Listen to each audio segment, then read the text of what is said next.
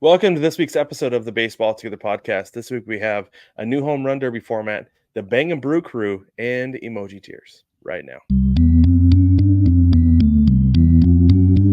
9 Plus Us presents the Baseball Together podcast with your hosts, Blackjack Brad and Kansas City Little Big Briggy Blue Eyes. And now, Baseball Together. Welcome to this week's episode of the Baseball Together podcast. My name is Brad, and I will be co-captaining this vessel with our guy Brig over here on my left side. How are you this evening, Mr. Brig? I'm doing great, actually. I feel great, which is great. That's great. That's pretty great. Yeah, it's pretty great. Love it so very much.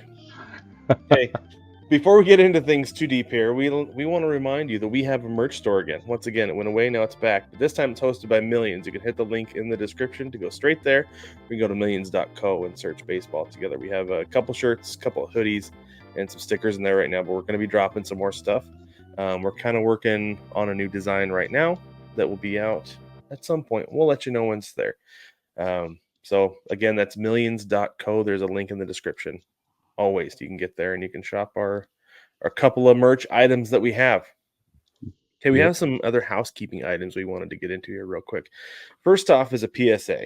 Okay, I showed this to Brick because I was like, man, this is ridiculous and also like a little bit hilarious. There are videos going around right now on social media where the poster roasts A's broadcaster, rookie broadcaster, I believe, Jenny Kavner, by making her look really bad. They're not real. It's AI. So be very careful out there with the things that AI. you consume. Yeah. So there's that. Yeah, Brad showed it to me, and I was like, wait a minute. And then we went digging. Sure enough. Yeah. It's bad for you. It is bad, and it's bad. And I feel bad that they're doing it to her. And I understand. I don't want to say I agree with it, but I get why they're doing it because people are jerks, right? Yeah, for sure. But I don't know. Be very careful because on the surface, like right away, it seems real and convincing. It does. But I have something cool and fun also to show. So I went to a baseball game on Saturday. Went to the Diamondbacks playing the A's. Did? Speaking of the A's, I did, and we sat by the left field bullpen. It was a great spot. If you've never sat out by the bullpen in a stadium like that, it's a lot of fun. But I got this neat bobblehead. It's Ketel Marte. Yeah, his head bobbles a little bit. But the highlight of this thing, Brig, check this out. It's a bat flip bobblehead. Oh, Bang! The bat flip. Would you look at that? It's so cool. So they said, like, you know, when you buy the tickets, like first 10,000 people or whatever get a Ketel Marte bat flip bobblehead, and we're like, yeah, oh, cool. I figured it would just be like flipping, like still connected to his hand, right? Like flipping out of his hand. But no, we got there, and it was like everybody was opening them, looking at him, and like the collective response was like, "That's so cool." Yeah, that's it sick. is cool. So. I have to see if I can find mine. I got a Roger Maris one, I think, when we went to the Yankee game in New York. I don't know where it is, but that's freaking cool, man. Yeah, it's rad. So, yeah, like, not kidding. Collective response throughout the stadium. Anybody who pulled it out and looked at it, or it's like, oh, you got your bobblehead. Have you pulled it out yet? No. Oh, you're going to want to pull it out. It's really cool. So, anyway. And we know there are those of you who are there listening, going, "No, don't open it. Don't open it." Like, we got it. We understand. Yeah. But I was going to say, Diamondbacks fans, if you weren't able to make it or you don't live in the area of the stadium, I bet you could hop on eBay. Probably had to pay a pretty penny for it, but I'll bet. I'm sure they're there. But yeah. Anywho, let's get into it, Brig. Are you ready to talk about some more new baseball stuff? So ready. Okay. So ready. First things first, the home run derby is upon us because the All-Star break is coming rapidly. Ooh, so they've reformatted the home run derby once again. And here we go. I will ask you when we're done here. So these are the new rules. This is the way this thing works. The first round of the semifinals will be a 40-pitch maximum over 3 minutes. Players get to hit as many home runs as possible during this time. And then in the finals, the time drops down to 2 minutes, and they get a total of 27 pitches. 1 timeout for each player in each round. Outs are back. This is a big one. Any swing that is not ruled a homer will be counted as an out. 3 bonus outs per round, and an additional out if they hit over 425 feet during the bonus period. So there's no more extra time tiebreaker. Winners of a draw will be decided by longest home run. Yes. Super hard. Yeah. So they're doing away with the bracket challenge. All 8 contestants will face one another. Only the top 4 with the most homers will advance to the semis, and then they'll be seeded 1 versus 4, 2 versus 3, and then it'll go that way. And we have a commit. Wouldn't you know it, Gunnar Henderson has committed to do the home run derby because, of course, he did. Of course he did. Yeah, So, of Brig, course he did. I'm curious what you think about this new format. I think it's fun. I like the idea of having 40 out of 40, right? Like that'll be the new goal, 40 out of 40, and how quickly can you do it? Because not everybody's going to be able to pull 40. There's no way you're going to pull 40. But there will be a bar, right? And I like that. Everybody's shooting for the same bar. Whereas, in previous home run derbies, it's been like, well, who's going to set the bar? We don't know where it is. So that's really interesting. I think that's a cool dynamic. I like that the time changes in the finals to 2 minutes. I think that's going to help guys manage this better. I think it'll make it more appealing for guys to commit because it won't be so hard. And they're not sprinting through it and messing up their mechanics and whatever. Right. Even though we're going to see some of that. But judging the distances, best idea ever. Mm-hmm. So I think that. Oh no, they're not. Sorry, I'm trying to figure out how many outs they get, but I think that the outs are really only applicable in the bonus because they get 3 outs in the bonus round, is what I'm seeing. Yeah. Because used to it was just 10 outs and you just go until you got 10 outs, but it took all night. Right. This is 3 outs per round. They're going to get 3 outs per round, and you can get an additional round or an additional out if you go over 425. Yeah. So I love this new format. I think it's great because the thing is that like you had certain guys, and we talked about this every year that we've done our live, which by the way, we will be doing another live broadcast during the home run derby because that's what we do, and it's a good time. It is a good time. You'll have to join us that night. We live broadcast it, and we invite you to turn on ESPN and then mute them and turn us on instead because we have a lot more fun being loud and making it our way. That's better. Right. Yep. But one of the things we always talk about is there's always somebody's pitcher who is taking too long. Like I remember we're always like, dude's got to hurry up, right? And then there are some times where, because the rule was the ball had to land before the next pitch was thrown, right? But that wasn't always happening. Is that you had BP pitchers who could really just rapid fire him in there, right? As fast as the batter could get his bat set again, he was firing it in there again. So I like this. There's a maximum of 40 pitches that you're not going to get a guy up there who's like, well, he got 45 because his pitcher was faster. He only got 30 because his pitcher was lollygagging, right? Like, I like this maximum number of pitches. It kind of levels the playing field. I also like that it's just everybody against everybody and you take the top 4. I love that. I think it's awesome. Super duh. This is the coolest. You're going to get the first round the maximum performance. Everybody's fresh. Everybody's out there hitting as many home runs as they can. Unless somehow, unless you're one of the last 4 to go, then like you have your marks to beat. But I feel like you're gonna get more home runs in the first round than what we got last year because there were sometimes the guy only needed 5 to advance, so he stopped at 5. Yeah, right? I don't like that. There's no way to avoid that entirely unless they do it blind. Right, but there's no way to do that. Yeah, so just a quick reminder, Monday, July 15th, 8 p.m. Eastern, here, live. Yep. It's going to be awesome. That's 2 weeks, baseball family. That's all we got is 2 weeks. We got to start lubing up the vocal cords, Brad. I know. We got to get some people committed, too. I don't know who else is going to participate. Yeah, for reals. We'll see. But it'll be fun. I love the home run derby. I look forward to it every year. Very excited. Me too. Yeah, I love it. Okay. Oh, and also the home run derby will be in Texas, where they're playing the All-Star game this year.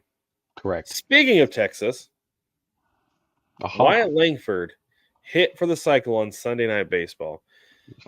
The Rangers really took it to the Orioles that night, by the way. They did. They did. pounded him into the ground. He's the second Rangers rookie in franchise history to hit for the cycle, the first since 1986. 85. 85. You're right. 85. It was 85. Yeah. Yep. It's the 11th cycle in franchise history. Mm-hmm. Is this so? Wyatt Langford, first off, for those of you who don't know, he is like one of the Rangers' top prospects. He's a stud. They hit them calling him up and having him make the opening day roster was a really, really big deal for them. Yeah. Oh, right. Yeah. Mm-hmm. So I'm curious though, Brig, is this like the beginning of Wyatt Langford going off, or do we think this is just like this is a crazy night by a young dude? Do you want to know my real answer? Yes, that's why I asked. Who cares? Who cares? You got a rookie who hit for the cycle. We should be excited. It should stand in the record books, which it will by itself. This is the first one of the season. It's fantastic. Let it be the win. It doesn't matter how he performs from here on out. This is awesome. It's a great accomplishment. That's what I mean. It doesn't matter yet. We're going to look back in 15 years or whatever on his career, however it turns out, and we'll go, yeah, but you remember when he hit for the cycle his rookie year? Like, yeah.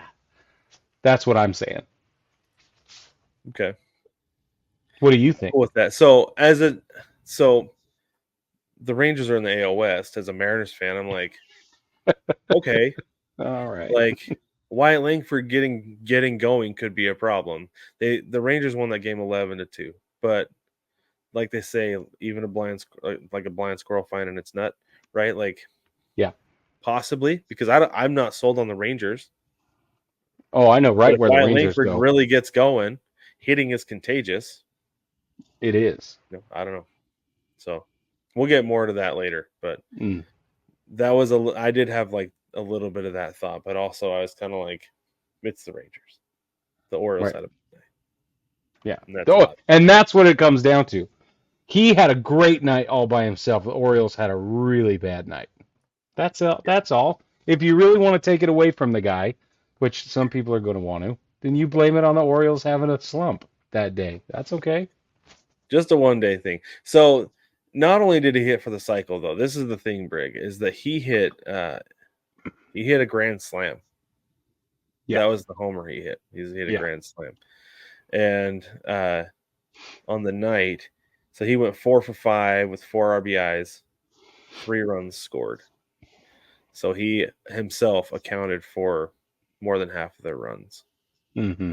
It was a big run game, though. There were a lot of runs on the board. Yeah, 11-2.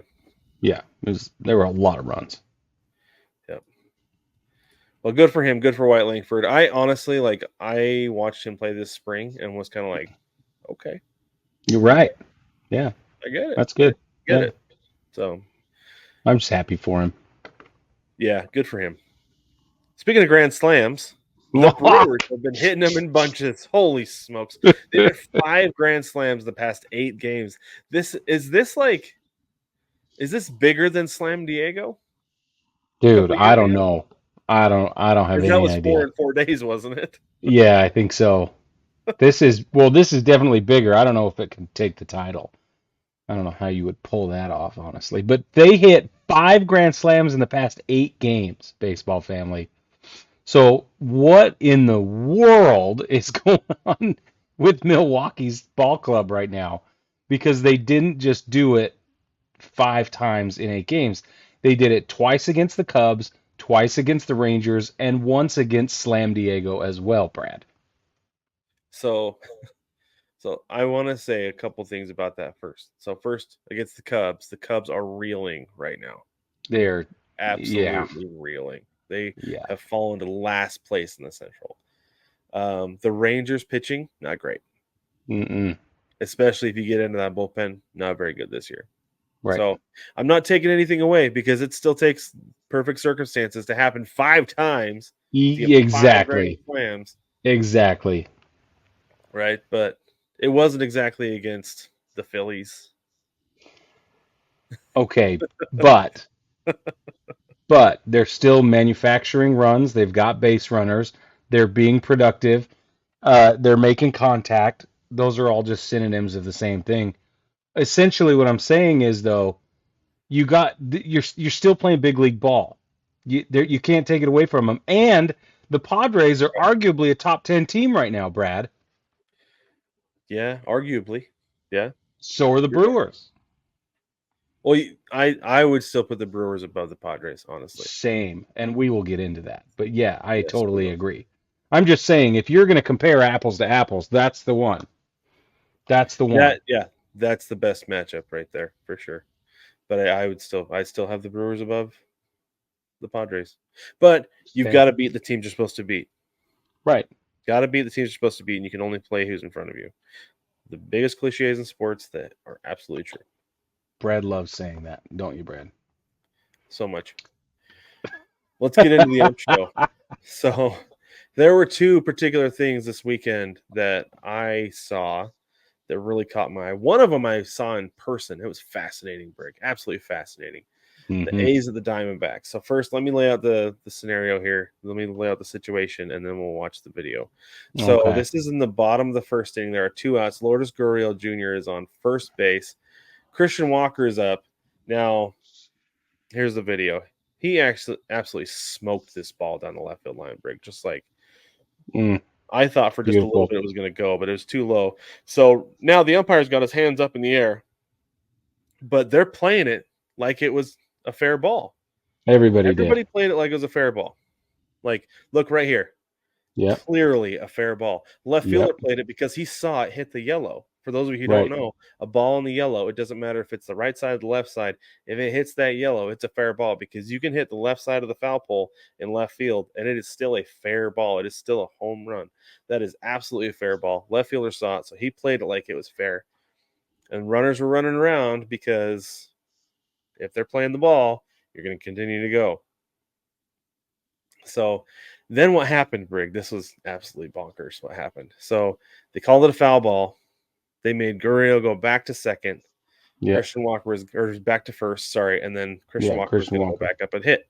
Yeah. The Diamondbacks are like, well, no, hold on. Like, we're pretty sure that hit fair. So they challenged it.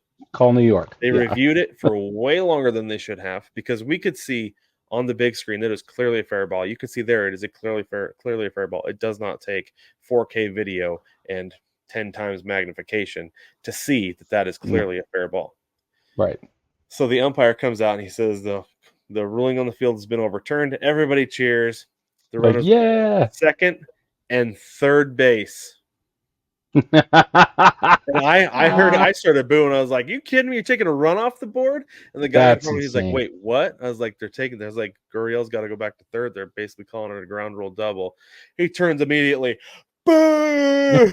Yeah, man, absolutely. So then it's madness. The A's end up getting out of the inning, and the Diamondbacks don't score that inning. And so once they got that out came the boo birds, including myself again, because that was ridiculous.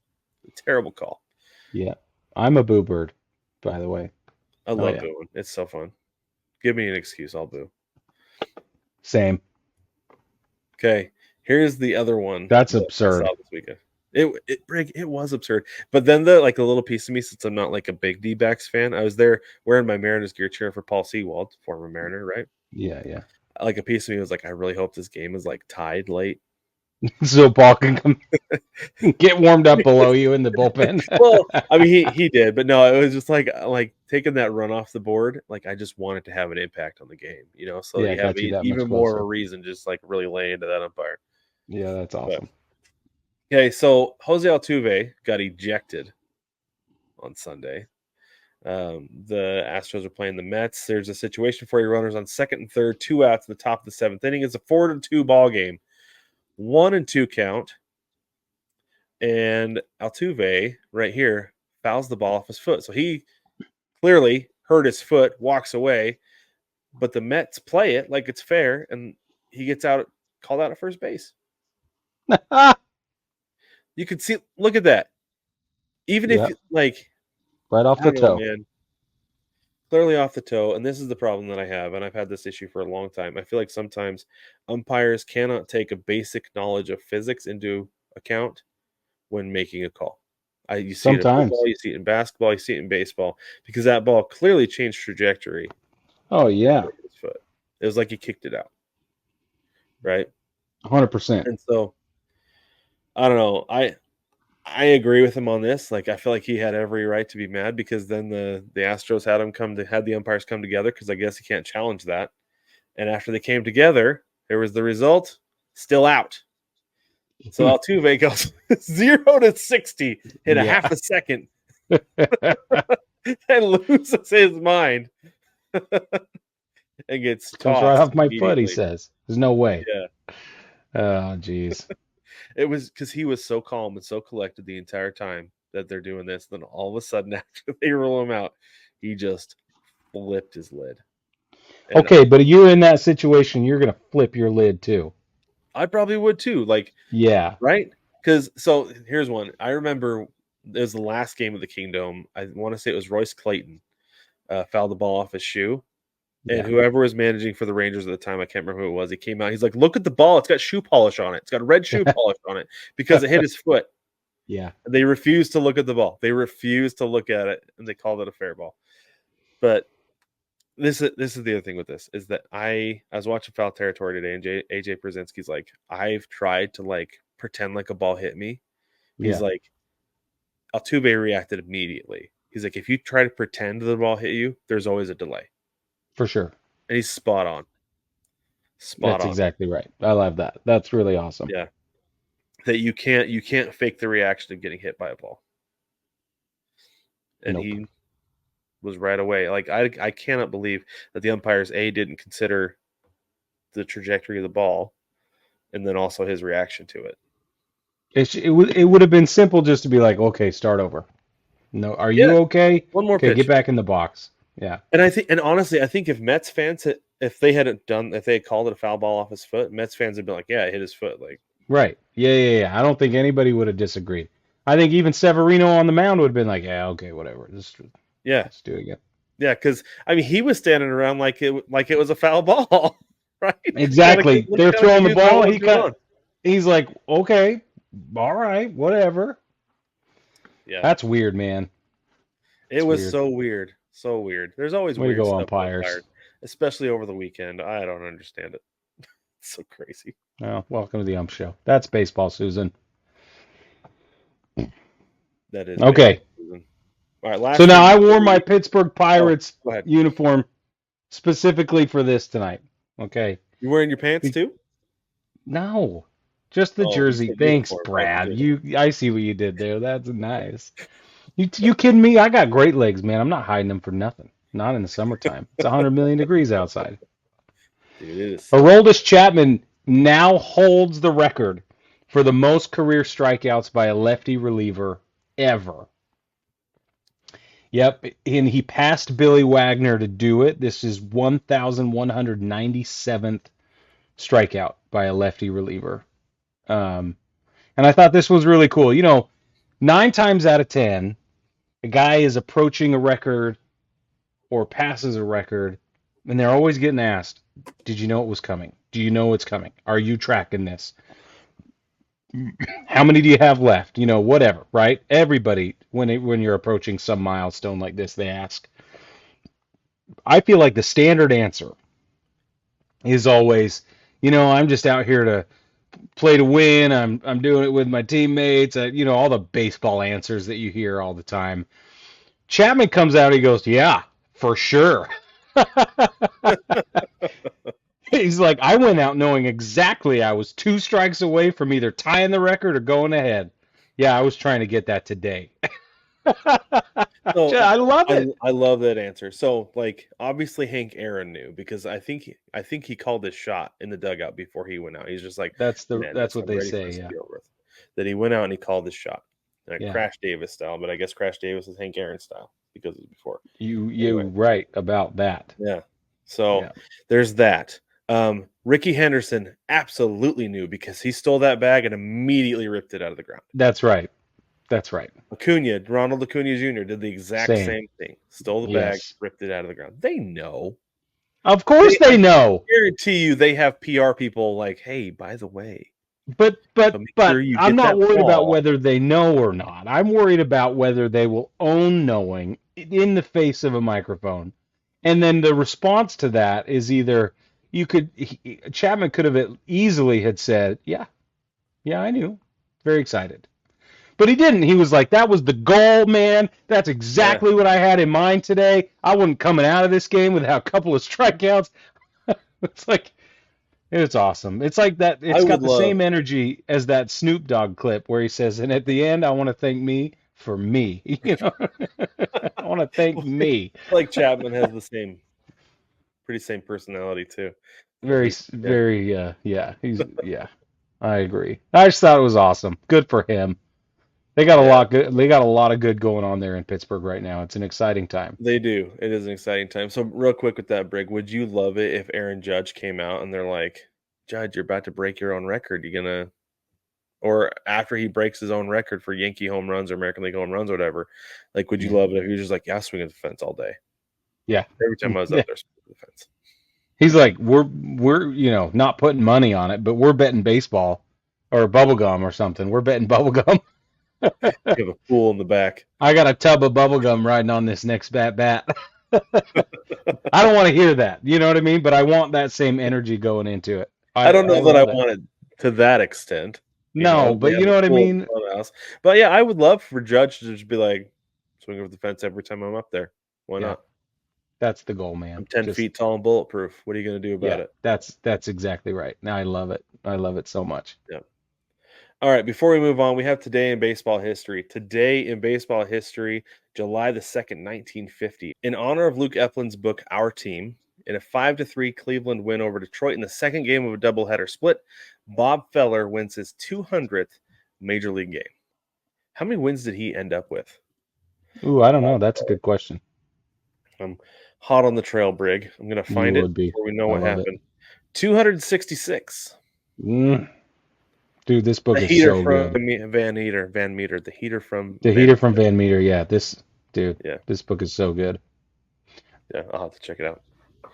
But anyway, with that, baseball family, we are going to take a quick break. When we get back, we're going to get into this month's emoji tiers. But before we do that, let us remind you about Chinook Seeds. Head over to ChinookSeedery.com. Use code BTPOD at checkout to save 10% off your order. These are the best seeds ever.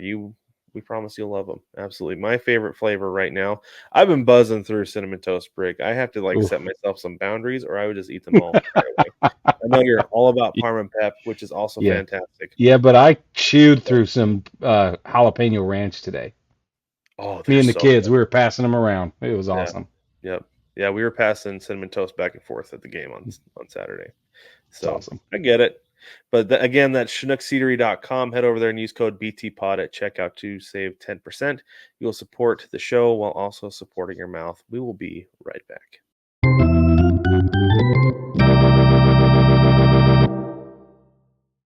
Welcome back, baseball family. All right, we're going to jump into emoji tiers. That's our version of power rankings. We have our lists made. We have not talked about them. We do not collude on these lists ever. Brad is about to be wrong again. It happens every month during the season. I'm just kidding. but first, he's fixing to humiliate me with a mini game that he has come up with, and we're going to do that first. We've started doing that, and it's a lot of fun. So, Brad, why don't you hit me with your mini game? Okay, we're going to call this one, How Old Is That Dude? Okay. Okay. So I'm gonna give you a player, tell you how long he's been in the league, and I want you to tell me how old you think he is, because this is a fascinating game to play. Anytime you're watching a game like this, it's so fun. Okay, I'm ready. Bryce Harper, he's in his 13th season. Yeah. How old is that dude? 20. 13th big league season, mind you. 27. Bryce Harper. Just kidding. That was a joke. I just thought if I squinted hard enough with my brain, I would fool you into thinking I was serious. No, I genuinely think he's 34. Brother Harper is 31. Brother Harper's 31. Jeez. Yeah. Okay. Yep. All right. Okay. Here's another fun one. Daniel Vogelbach. Okay. He's in his 9th big league season. Right. How old is that dude?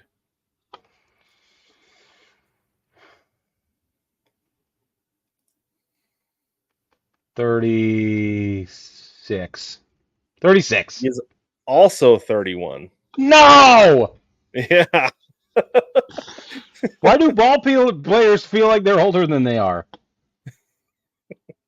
Because we're old. Okay. Next one is You ready for your 27.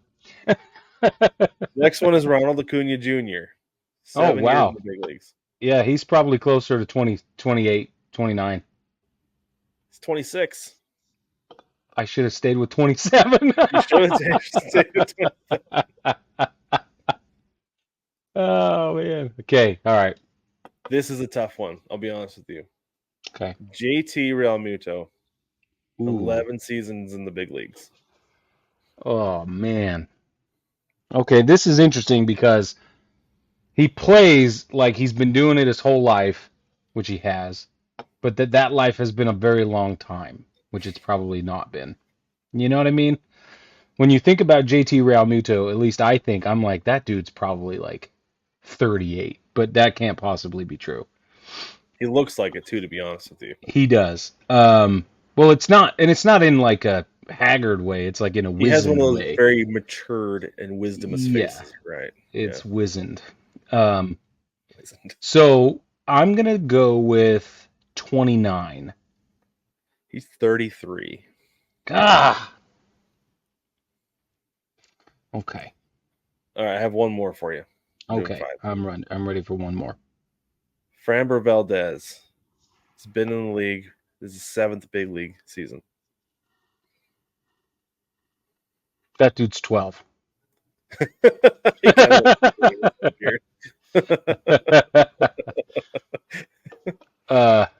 Let's see. Framber Valdez. How long has he been in the league? 7 big league seasons. This is his 7th year. Man, is he 28? He is 30. This is hard. It is hard, isn't it? This is not easy. I know. So, yeah, this was absolutely inspired. Baseball family. This was inspired by a conversation I had with Brig just the other day. I was like, do you know how old Andrew McCutchen is? And we both had the same thought. That dude's probably, he feels like he's in his 40s. He's probably 41, 42. But no, he's 37. But he's only 37. Years old. Yeah. Yeah, that's awesome. So, anyway, that's how old is this dude. All right, Let's cool. Let's do emoji tier, shall we? Let's get into emoji tiers. I am very excited. Are you very excited? I am very excited. Okay, I'm going to jump in with an alibi. Similar. Okay. We are. With an alibi? I got an alibi. Well, it's not really an alibi. Listen, I have to preamble this. My list shifted so hard this time. Like, there were some precipitous drops. And there were some that jumped like entire tiers. To the point where I was struggling to make sure I only had 8 teams in my heart tier. Yep. So some of my question mark tier guys, teams, whatever, I would, in my heart of hearts, I would move them up. But it just depends, and I'll get into it. I'll tell you who they are. There's really only 2 teams in there that I feel that way about, and I'll tell you who they are when they come up. How about that? Real quick, for those of you who don't know what precipitous means, dangerously high or steep, just in case. They fell a long way, okay? Yeah, they did. They really did. It was a dangerous situation. Because June was an active month for a lot of teams. Oh, yeah. Do you want to lead off, or do you want me to? Why don't you go ahead? Okay, I will go with my diamond tier. I have the Orioles, Cleveland's baseball club, and the Phillies. Fair. That's who I have. That's fair. I'm gonna, legit. I'm gonna go with Cleveland until I absolutely cannot anymore, because I've seen them play, and they are a completely different animal than what they've been the last couple of years. They're playing well in every aspect of the game. Their starting pitching is good. Their bullpen is outstanding. They did just option Sticks McKenzie. Yeah, Sticks. Yeah. Like I do hope he comes that. back because he's fun to watch. I thought that was interesting. But they're playing small ball. They're gonna hit it out of the yard, and they don't strike out. Like what the? I don't know what's going on there, but they're winning games and they're winning them decisively. Yeah. They have a plus 98 run differential, Brig. That's one of the best in the league. It really is. So good for them. Yeah. I feel like the Phillies and Orioles speak for themselves. The Phillies, real quick, everybody was killing them early for feasting on weak teams. They're 15-9 against teams over 500. So they have proven that they can beat everybody. Will beat everybody. Yeah. Yeah, I'm not worried about them at all. Yeah. My diamond tier features the Baltimore Orioles, the Phillies, and Cleveland's baseball club. There it is. For all the reasons you already said. However, I will add that if you can be without Brother Harper, JT Realmuto, and who's the other one that's not there right now? Schwarber, yeah. Schwarber.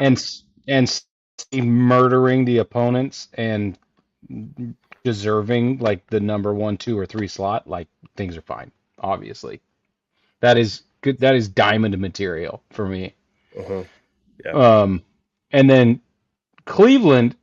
The thing about Cleveland is interesting because they won like 7 in a row or something like that, and then they dumped off a couple of wins to the Royals. Like they lost a few to the Royals, but I think they're still going to be fine. I'm not worried about it. And the Royals are a good team, so you can lose to good teams. Exactly. It's fine. I'm going to say it again. You got to beat the teams you're supposed to beat. Yeah. Oh, they did give up 3 out of 4. So yeah, I mean that's not great, but I'm not worried about it. it. No, that's fine. But that's who's my diamond. Okay. Feel really good about Baltimore still. Again, these are in no particular order, but if I had to put somebody at the top, it would indeed be the Dodgers. And then everybody else would kind of fall in place behind them in no particular order. The Astros, Yankees, Twins, Brewers, Padres, Red Sox, and Royals. Whoa. Anybody notable missing from that group, Brig? Yeah. Start over. Say it again. I have the Dodgers, Yankees, Twins, Brewers, Padres, Red Sox, Royals, and Astros. That's what I was thinking you said. Are no longer in the heart. Yeah. And I'll get there in a minute. Okay. The Astros are absolutely white hot right now on a monstrous tear. Yeah. They are I had to scroll over. They're 9-1 in their last 10. They've won 3 in a row. Beat the Blue Jays today. And it didn't even look like a big deal to the Astros either. Like because the Blue Jays lose. They do lose, but they got into trouble a couple times, but it never felt like the Blue Jays were actually threatening. Right. You know? So the Astros are only 3 games back in the West right now. Brig, a week ago, they were 10 back. Yeah, that's the problem. That's what happens when you play 900 ball over the course of like a week and a half. Yeah. And your division leader Mets the bed. Not. Yeah, right. They're not doing that. The Dodgers are going to be in my heart for a long time. My heart tier, that is. They don't have Mookie Betts right now. I think they're fine. Shohei Ohtani has proven that he knows how to lead off a ball game the way he wants. Oh man. And he's gonna do it. I don't know that I'm ever gonna be able to move the Dodgers into the diamond though, just because of their pitching issues. Yeah. Right? Yeah. I watched the Twins closely this weekend as they played the Mariners, and that's a good team. We've been underselling the Twins all season. I know. I watched them too. They put the ball in play. They're a good team. So I'm done saying the Twins are pretenders because they're contenders, at least for the division. I watched real close as well. They could make a run at the guards. Yeah. Very well could. The Brew Crew, we talked about them earlier. They're just playing outstanding baseball. They're going to be in the heart tier the entire way unless something horrendous happens. By the way, they have the better Contreras brother as their catcher. Yeah. For those keeping track, which is weird to say because Wilson's outstanding. William is a baller. Yeah, I agree. And I'm going to leave. I've had the Royals here since day one, I believe. Mm-hmm. Right about there. They will remain. And the Padres have remembered how to play baseball after 3 years. So here we are, back in the heart tier. Okay. Go Friars.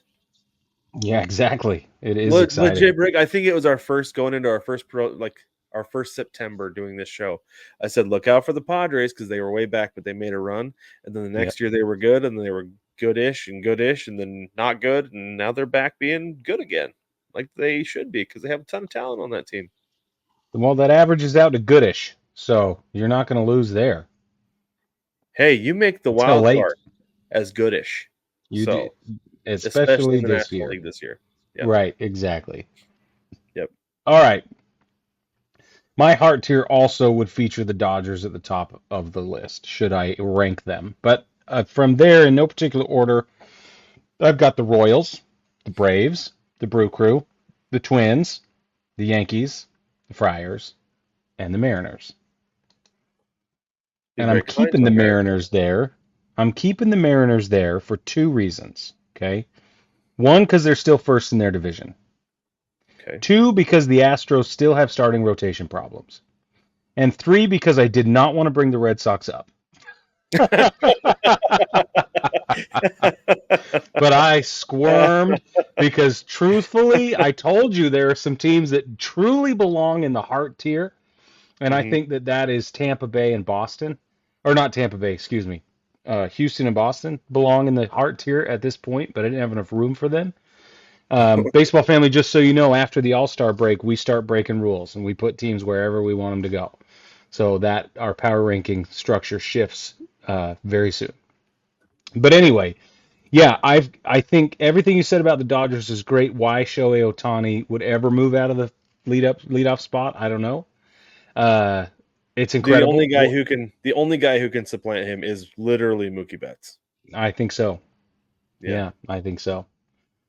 So that's a big deal, and he's continued to carry them. And there was this thing that went around about whether or not Shohei Ohtani's overrated. Did you see all that chatter? No. I try to avoid stuff like that. I may have seen like the prompt and just like, no. That's what I did. But then I went looking today. I wanted to sort of figure out what was going on.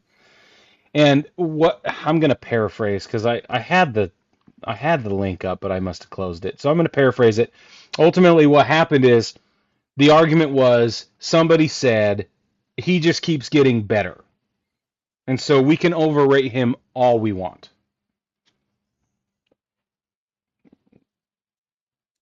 And then he'll continue to be properly rated.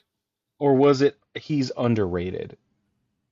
Probably. And then it was underrated. Because there you go. He's underrated. And because he keeps getting better and better and better. That's what it was. Yeah. Anyway. It is bonkers that he just keeps getting better and better. Yeah, I don't understand. Okay, so for me, the Twins, they played great baseball. We've been sleeping on them. It's our fault. Yeah. We totally made a mistake. The Braves obviously have slipped, but not fallen. I think that's fair to say. Totally all right with me. Keep them here until further notice. They're still dealing with big holes, but it hasn't gotten away from them yet. But of course, the Mets keep cruising up into there, and that's a problem. All of these answers are contingent upon the other teams in the division, but the Yankees are driving me nuts. As a Yankees fan, we could start a club because the Mariners are driving me up the wall right now. That's right. Is this where we tease our episode for later in the year? End of the season. But listen, the skid their Yankees are on, this little bumpy road they're taking, is awful. And Aaron Judge hitting home runs is great, and we're all excited about it, and we're excited for him, but it's just not going to win ball games by himself all day, every day. So, Right. ugh, I am very upset with our starting pitching, but I got to keep him here because even though they were they're now in second place, it's fine. It's fine. Friars, good for them. The end. Mm-hmm. Okay. Okay, let's move on to my question mark, and then I have questions for you about this. Oh So, boy. Okay. in the question mark tier, if I had to put somebody at the top, it would be the Braves. Yeah, Like I sure. feel like they just missed. I'll get there in a minute. The Mets, Pirates, Mariners, Reds, Rays, Diamondbacks, and Giants. Okay, so first Interesting. the Braves. They're still mostly the Braves, right?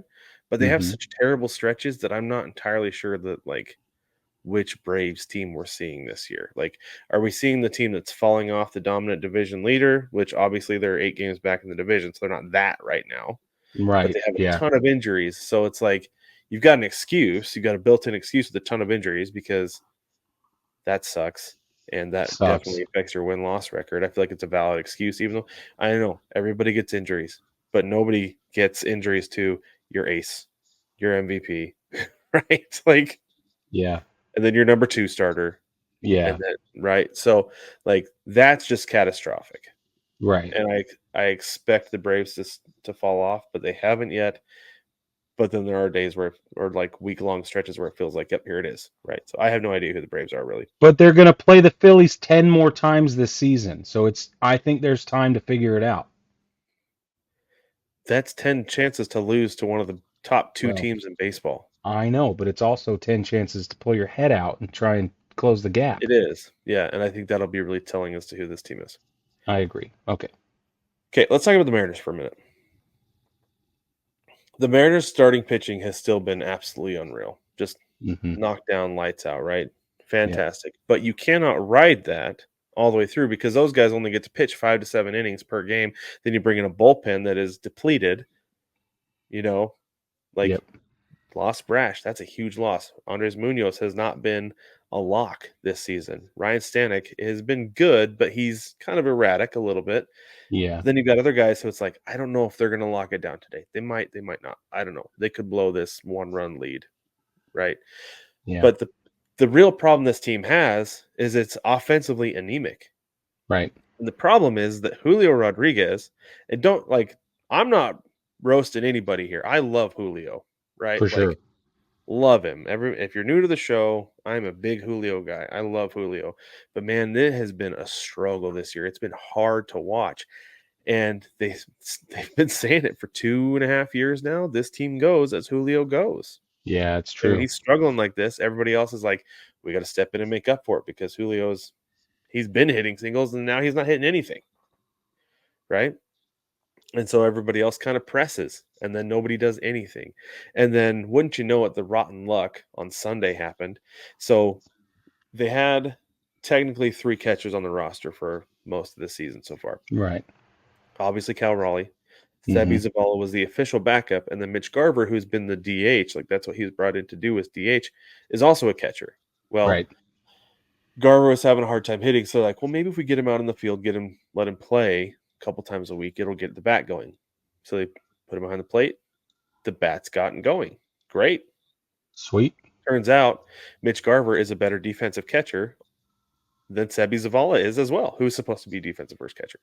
Okay, so So now what do Mitch you do? Garver's you DFA Sebi Zavala apparently because Right. that's what they did. Okay, Yeah. so now you have Cal Raleigh and Mitch Garver as your catchers and effectively your DHs. On Sunday, Cal Raleigh got the day off from behind the plate, but he DH'd. Mitch Garver was behind the plate, gets hit in the wrist in the second inning, has to come out of the game. So, for those of you who don't know, if you put your DH in the field, you lose the DH.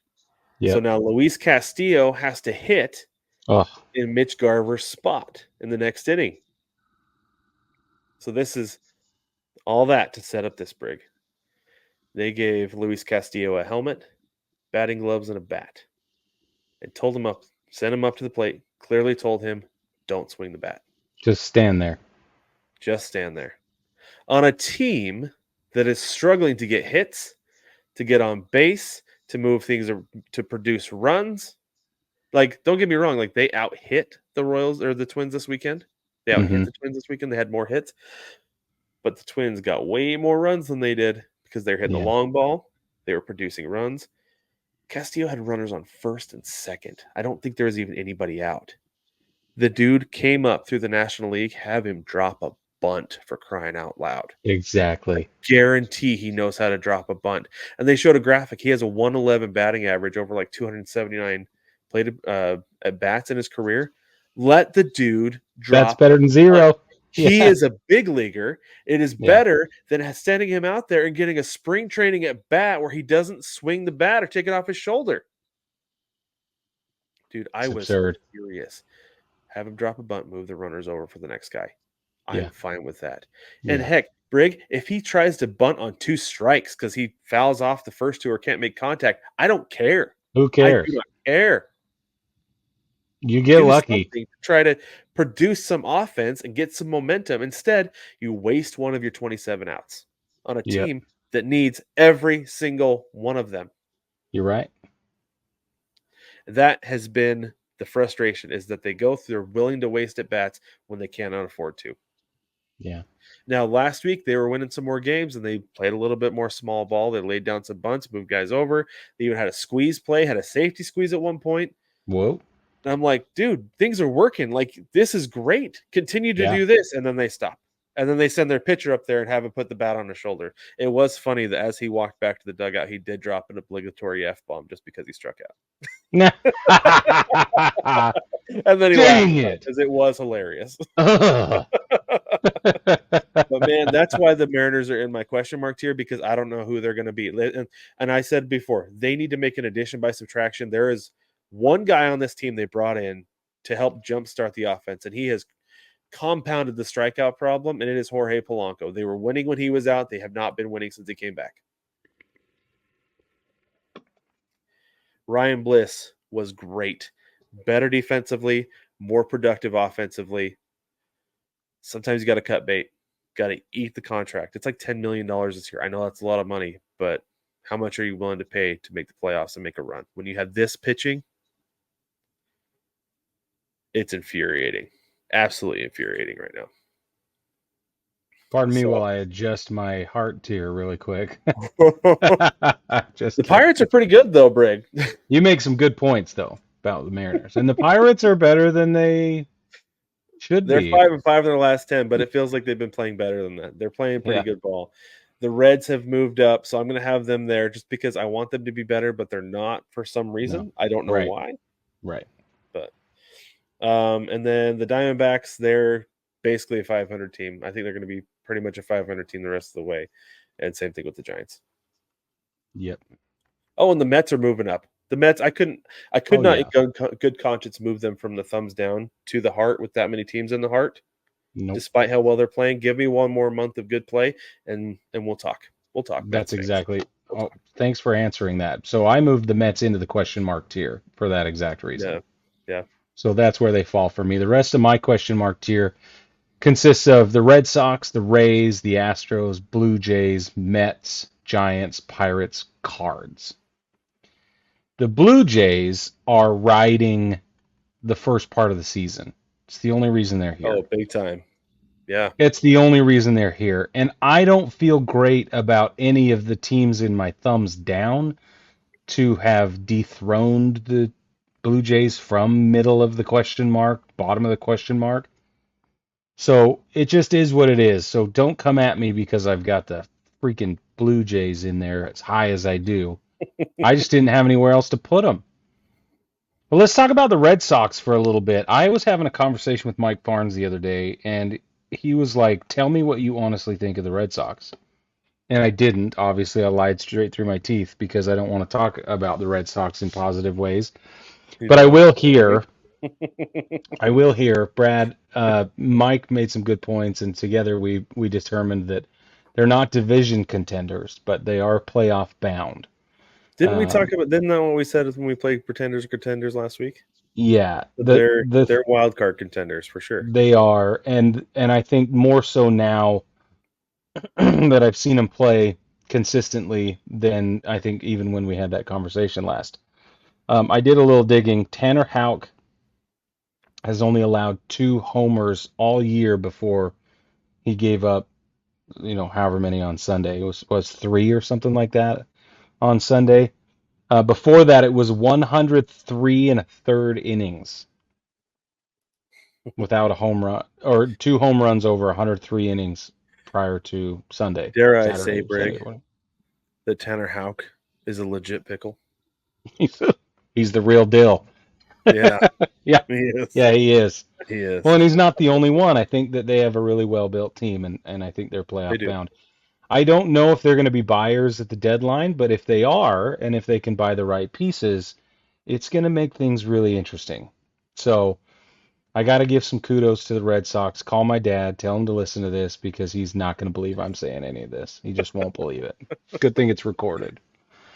Um, Tampa Bay is confusing me, but again, quietly 500. I think they're going to end up 500 the rest of the year. I'm not Yeah. worried even about them playing spoilers. It's just like they're in my question mark tier with the Giants, with the Cardinals, with the Blue Jays, because I'm like, I don't know what to do with them. I don't know what they're going to do. I don't have a clue how I should feel about them. So right now, they're all in my question mark tier, not because I'm questioning their level of play, but because I don't know where else to put them. Because there are 500 teams, and it's Really good way to do meh. it. It's just meh. Okay, so let me go through it again. Red Sox, Rays, Astros, Blue Jays, Mets, Giants, Pirates, Cards. That's my question mark tier. Nice. All right.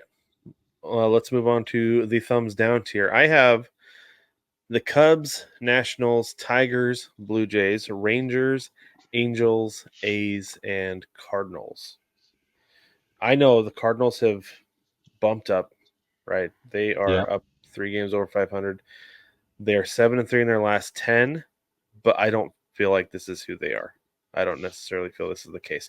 If they are, I will absolutely eat my words. If they end up finishing this season, because they're even at the wild card right now, if they end up making the playoffs as a wild card, Brig, I'm gonna say it right now, pie to the face. I'll do it. yeah, do it. I'll take a pie to the face if the Cards make the playoffs, be Beauty. it the wild card or the division. Because I don't think they will. I think this is a hot streak that is not sustainable. I think the Pirates are going to pass them up. I would like the Yeah. Reds to, because I want the Reds to be so good. I love the players on that team. They're so fun to watch. They need to be better than what they are. Yeah, yeah, But it might just be growing pains, right? Like Noelvi Marte had like two errors the other day, and it's just like, dude, you're better than that. Come on now. So, yeah. the Blue Jays are not good. They're just not good. They say, like, I saw a list come out today. It was a few guys on the trade block. Bo Bichette and Vlad Guerrero were not mentioned at all. Seems like they want to try to make a run with them next year. But I'm like, you could get top end prospects who are ready to go next year for those guys. Just for one Yes. of them. You could get 3 top end prospects for one of those guys, and then like fill in so many holes that need to be filled next year. Like, Bo Bichette's going. Somebody's going to pick up Bo Bichette at the deadline. That dude, I so think it's a okay, foregone conclusion. Rick, this is crazy about Bo Okay. Bichette. All right. Okay. So I was watching today, Baseball Today, I think is what it's called, with Chris Rose and Trevor Plouffe. Hmm. Chris Rose brought up a really good point about Bo Bichette. He said he has not been an above average player for like a while. Hmm. His OPS plus this year, 78. What? 4 homers, 1 triple, 14 doubles. He is hitting 234, slugging 336. His OPS, actual OPS, is 623. I think they're holding on to Bo Bichette because they're not going to get what they want for him. And they're just like, down year, we'll ride it out next year. Vlad, Hmm. on the other hand, Vlad, if you want to get a return, Yeah, you got to sell deal Vlad to Vlad, get a return. right? Yeah. Yeah. Because he is currently sitting at an OPS plus 141. And for those of you who don't know, 100 is the league average. Yeah. So, yeah, deal What's his Vlad, actual OPS right now, Vlad? 845. So not Hmm. great, Still better But than he also had both. a slow start. Yeah. But he still got 13 bombs, That's 17 half doubles. of what it should be. He's hitting 297 though, so he's getting on base. Oh, okay. Well, that's good. Putting the ball in play. I like that. Yeah, Honestly, so I'd he's take getting that. ball play, getting on base. I'd take a contact hitting first baseman over a power hitting first baseman all day long. Well, he's going to drive in runs. He's driven in 50. There you go. Hey, That's what I'm he's saying. even got 2 bags this year, so got that going for him. I don't care about that. I don't care. 38 walks though, Brig. He is more than halfway to his There mark you go. from last year. That's what I'm talking about. I'm not worried about 59 Vlad Guerrero Jr. stealing a bag. Yeah, that's interesting. So I don't think they deal Bichette. I don't think they deal him at all because they're not going to get what they want for him because people might be like, well, he's not what we thought he was. He's declined or something. I don't know, whatever. I think those will be the reasons that teams will give for not giving them what they want. And so I think if they're going to deal one of those two, it'll be Vlad. Interesting. You're probably right. So I didn't know that about Bo. The Cubs are in last place in the Central. Baffling. Tons of talent on that team, but they are not playing very good right now. I think this is just who they're going to be the rest of this year, though. I did see something earlier today that said the Mariners were talking with the Cubs about acquiring Nico Horner. Ooh. I don't know how much validity there is to that, but I would be very excited if that was for sure. King in the castle. He'd be a good piece to add to that team. So we'll see. We'll see if it works and if it happens. But I do think the Cubs are rapidly approaching the point where they're going to have to sell. Yeah. And I don't feel like anybody else really deserves a whole lot of justification. The Rangers are not playing good baseball. They can't hit the fastball. Their pitching's not. It's okay sometimes, but it's not very good. So that's my thumbs down. Well, and Corey Seager goes down, even for 30 seconds or whatever it is. It's over. Yeah. Pretty much. I had to tell you. He won them the World Series last year. That him and the pitching staff. Yeah. Garcia helped, but it was basically he's been terrible this year. Terrible. I know. They're terrible. Just Nathaniel Lowe hasn't been good. No. Yeah, so they've got some guys coming back from injury, but until they come back and actually do something, I'm just going to keep them in my thumbs down tier. Because Brig, get this. You ready? The Rangers are 8 games back in the division. Right. Which means they're also 8 back in the wild card. Yep. The Angels are 9.5 back is all. Yep. They were actually both 9 games back going into yesterday. That's a perfect segue into my thumbs down. We're burying the Angels. We better bury the Rangers too. Yep. Because my thumbs down now includes the Angels. They have moved out of the poop. Oh, moving up. Which I told you. There's some big changes. And some of those big changes include the Halos moving up. Look at that. Can you believe it? I know. So my thumbs down consists of the Reds, the Angels, the Rangers, Tigers, D-backs, Cubs, the A's, and the Nats. I don't have to justify very many of these. I'm going to be honest with you. I will say that you know who's winning in this Cubs situation? Who's that? David Ross. Yes, he is. He's the one that's winning. How? Oh, man. How does Craig Counsell feel? Like, he left the Brewers to come to this, and the Brewers are just, taking it, right? Yep. Brand new manager, first year. He's a first-year guy. I wonder if he thought what we did, they're making all these moves, there's no chance. But he made that. He left before all that went down. But, man. So David Ross is the only one winning with any association of the Cubs right now. It's David Ross. Yeah, it's true. Does he sit at home watch Cubs games at night just just smug? So smug. Yeah, and he's probably wiping his happy tears with millions of dollars. Yeah. Okay. All right. The Angels, they went on a streak. They won 6 in a row. It's amazing. That they have outperformed what I hoped for them with 6 in a row. Without Mike Trout. I know. I mean, if you win 6 in a row and I want to pat you on the head, that's pretty good. You know what I'm saying? You nailed it. Okay. Hey, you know what? I'll tell you this: as a Mariners fan, that's a better streak than the Mariners have been able to put together at any point this season. They haven't won more Yeah. than 4 in a row. Yeah, you're right. That's a good point. So good for them. The Reds though. I think the Reds are going to be their own worst enemy.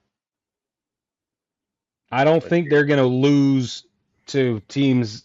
I mean, they're going to lose to teams that are better than them every once in a while, but it's not going to be the problem they have. The problem that they keep having and will have the rest of the season is getting in their own way. I don't know if that's maturity. I don't know if it's baseball IQ, if we want to call it that. I don't have any idea. But maybe it's management. But you can't. Jonathan India can't continue to carry the entire situation. Right? And they He wanted to can't. deal him. And then going into the season, they seemed like they didn't know what to do with him. And he's like I your know. best, most consistent player. He's the most consistent guy on the club. It makes no sense. Yeah. Anyway, so that's why I have the Reds in my thumbs down as much as I also enjoy talking about the Reds. The A's, I know a lot of people are dumping the A's now. They're like cutting bait on the A's, but I'm not going to do it. I'm not going to do it.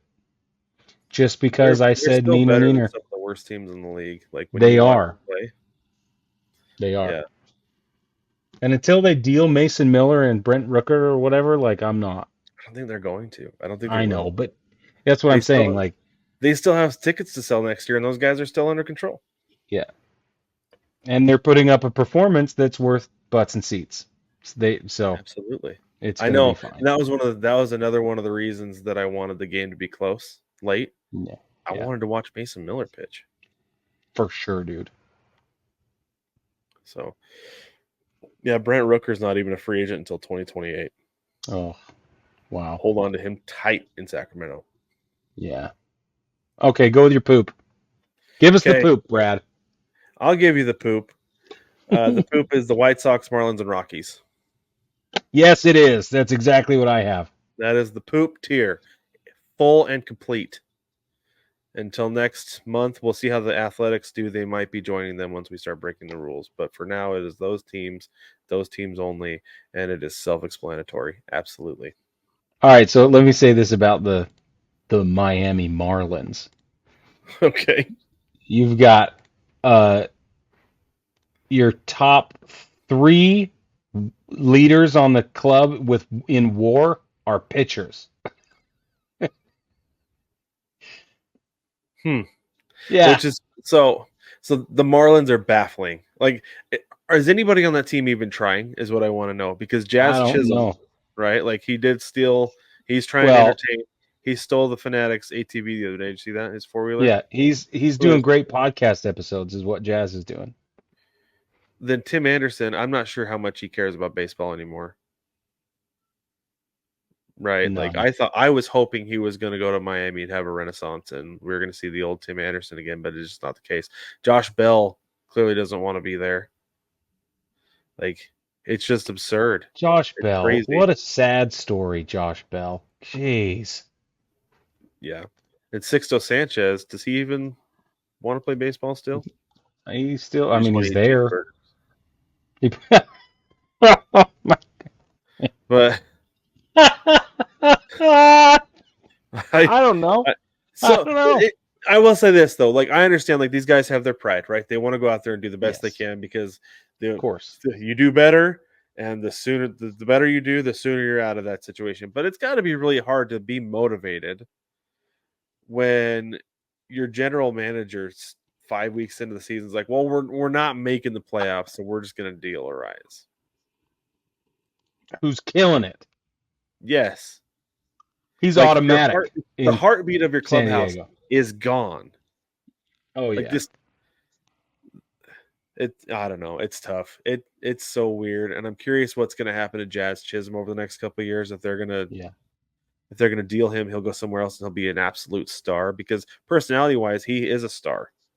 Yeah. Absolutely, 100%. He's a showman. But he needs for sure. to progress. He needs to progress in his on-field play to be more of that. It's not So. happening. Nobody's pushing him. There's not a culture or an environment for him to rise And- to. And they're playing for a lame duck manager because the Marlins Exactly. already declined. Is it Schumacher? Schumacher's Skip, yeah. Skip Schumacher's contract for next year. So like they know he's not coming back. It's like Amazing. so weird. So weird at that It's place. so weird. So many problems. And then But the baseball family- White Sox, they're just gonna sell if they're not stupid. They could get a return for Fetty, Crochet, Robert. Crochet. Like if they deal those guys, they could get a haul back. Yeah, I agree. And they need to. Yeah, like I said it last week, I was like, they're gonna have the best minor league system in the league next year because Automatically. they're gonna Yeah, get so many good prospects back for those dudes. for sure. But yeah, and then who else did we have down there? Oh, the Rockies. Rockies. They'll be good in 5 years. Lightning is gonna strike. They'll be good. They'll make the playoffs and make a run to the NLCS. Matt Holliday will forget to touch home plate again. And, And Chris do Bryant well. will have retired. Yes. Oh man, that makes me so sad. I know I look just distraught, but it makes me so sad for Chris Bryant. Well, he did it to himself. He even said he didn't look into the team. He's just like, I got to get into camp. Yep. Right? Like, Yep. what's the best offer on the table? The Rockies? Okay, let's take it. Let's go. Ugh. Can't do that. Anyway, baseball family, if you like what we're doing here and you want to support the show, you can check us out on Patreon.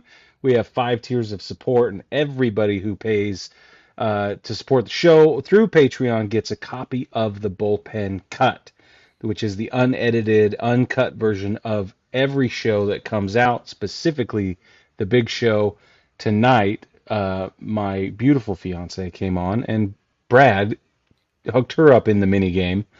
While I went and got a snack. So Yeah, right. it was fabulous. So you get stuff like that when you get the Bullpen Cut, which is available on Patreon. You go to patreon.com, search Baseball Together, and check it out. Or just hit the link in the description. It's always there. And also, don't forget to like, subscribe, rate, and review everywhere you can. Hit that subscribe button on YouTube and like the video, especially if you made it this far. You might as well leave a like at this point. But baseball family, thank you so much for joining us. We will catch you Thursday night when we go live.